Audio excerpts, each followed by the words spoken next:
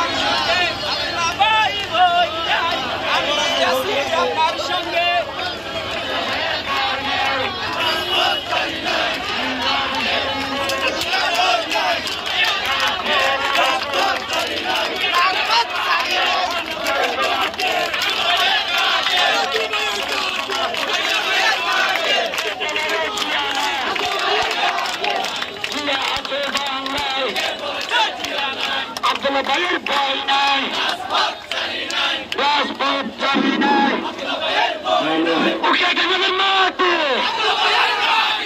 আব্দুল্লাহ ভাইয়ের ঘাটে, ওকে আমাদের মাঠে জিয়ার সৈন্য জিয়ার সেনা ভয় করি না বলে দেব না।